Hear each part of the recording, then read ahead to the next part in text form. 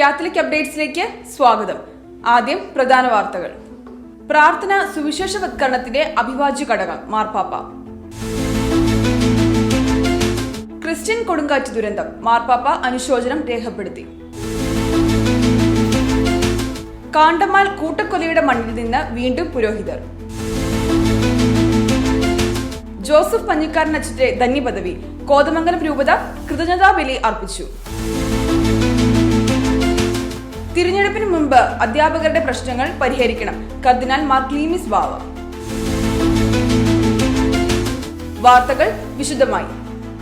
പ്രാർത്ഥന സുവിശേഷവൽക്കരണത്തിന്റെ അവിഭാജ്യ ഘടകം മാർപ്പാപ്പ. പ്രാർത്ഥന സുവിശേഷവൽക്കരണത്തിന്റെ അവിഭാജ്യ ഘടകമാണെന്ന് ലിയോ 14 പാപ്പ. പാപ്പയുടെ ആഗോള പ്രാർത്ഥനാ ശൃംഖലയുടെ നേതൃനിരയിൽ പ്രവർത്തിക്കുന്നവർക്കും അംഗങ്ങൾക്കും നൽകിയ കൂടിക്കാഴ്ചയിൽ സംസാരിക്കുകയായിരുന്നു അദ്ദേഹം. പ്രാർത്ഥന ക്രിസ്തുവിന്റെ ശരീരത്തിന്റെ സുവിശേഷ വേലയ്ക്ക് ബാഹ്യമല്ല, മറിച്ച് അതിന്റെ അവിഭാജ്യ ഘടകമാണ്. കർത്താവിനെ കൂടുതൽ അടുത്തറിയാനും ആവശ്യമുള്ളവർക്ക് പ്രാർത്ഥനാപൂർവമായ പിന്തുണ നൽകുമ്പോൾ കൂടുതൽ അനുകമ്പയും സഹാനുഭൂതിയും പുലർത്താനും പ്രാർത്ഥന ഏറെ സഹായമാകുന്നു, പാപ്പ പറഞ്ഞു. 90-ലധികം രാജ്യങ്ങളിലായി 22 ദശലക്ഷത്തിലധികം ആളുകളെ ഉൾക്കൊള്ളിച്ചുകൊണ്ടുള്ളതാണ് പാപ്പയുടെ ആഗോള പ്രാർത്ഥനാ ശൃംഖല. ക്രിസ്ത്യൻ കൊടുങ്കാറ്റ് ദുരന്തം മാർപ്പാപ്പ അനുശോചനം രേഖപ്പെടുത്തി. പോർച്ചുഗലിലുണ്ടായ ക്രിസ്ത്യൻ കൊടുങ്കാറ്റ് ദുരന്തത്തിന്റെ ഇരകളെ ലിയോ 14 പാപ്പ അനുശോചനം അറിയിച്ചു. വെള്ളപ്പൊക്കം, മണ്ണിടിച്ചിൽ എന്നിവ മൂലം 9 ലക്ഷത്തോളം ആളുകൾ ദുരിതമനുഭവിക്കുകയാണ്. 5 മരണങ്ങളും റിപ്പോർട്ട് ചെയ്യപ്പെട്ടിട്ടുണ്ട്. ഇരകളായ എല്ലാവരുടെയും ദുഃഖത്തിൽ താൻ ആത്മീയമായി പങ്കുചേരുന്നുവെന്ന് കർദിനാൾ പിയത്രോ പരോളിൻ വഴി അയച്ച അനുശോചന സന്ദേശത്തിൽ പാപ്പ പറഞ്ഞു. കാണ്ടമാൽ കൂട്ടക്കൊലയുടെ മണ്ണിൽ നിന്ന് വീണ്ടും പുരോഹിതർ. കുപ്രസിദ്ധമായ കാണ്ടമാൽ കൂട്ടക്കൊലയുടെ മണ്ണിൽ നിന്ന് വീണ്ടും ക്രിസ്തുവിന്റെ അഭിഷിക്തർ. കാണ്ടമാൽ ജില്ലയിലെ ഗോദാപൂരിലെ സെന്റ് ജോസഫ് ഇടവകയിൽ നിന്നാണ് ഈ വർഷം ജനുവരി 28-ന് 4 ഡീക്കന്മാർ വൈദികരായി അഭിഷിക്തരായത്.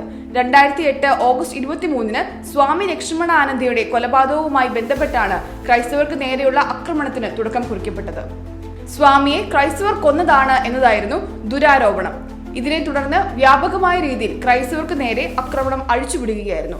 മതം മാറ്റം ഉൾപ്പെടെയുള്ള പല ഭീഷണികളും ക്രൈസ്തവർക്ക് നേരെയുണ്ടായി. 100-ലധികം ക്രൈസ്തവർ കൊല്ലപ്പെട്ടു. ആയിരക്കണക്കിന് ആളുകൾ വനത്തിൽ അഭയം തേടി.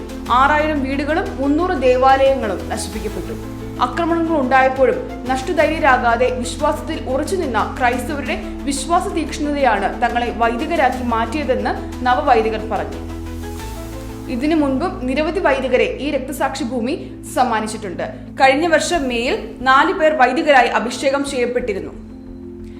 ജോസഫ് പഞ്ഞിക്കാരൻ അച്ഛന്റെ ധന്യപദവി കോതമംഗലം രൂപത കൃതജ്ഞതാബലി അർപ്പിച്ചു.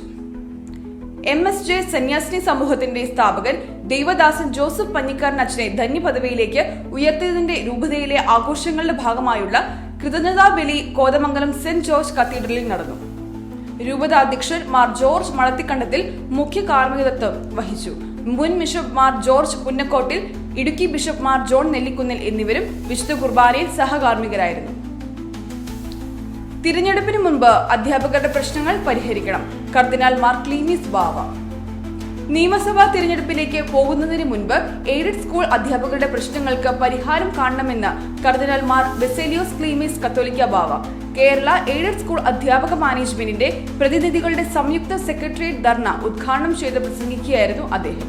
ഈ സർക്കാരിന്റെ ഭരണകാലത്ത് തന്നെ ഭിന്നശേഷി സംഭരണവുമായി ബന്ധപ്പെട്ട് നീതി നിഷേധിക്കപ്പെട്ട ആയിരക്കണക്കിന് അധ്യാപകർക്ക് അവരുടെ നിയമനവും ശമ്പളവും നൽകിയതിനു ശേഷം മാത്രമേ അധികാര കൈമാറ്റത്തെക്കുറിച്ച് ആലോചിക്കാവുള്ളൂ, കർദിനാൾ മാർ ക്ലീമിസ് പറഞ്ഞു. വാർത്താ ബുള്ളറ്റിൻ ഇവിടെ സമാപിക്കുന്നു. അടുത്ത ബുള്ളറ്റിനുമായി വെള്ളിയാഴ്ച കണ്ടുമുട്ടാം. നന്ദി.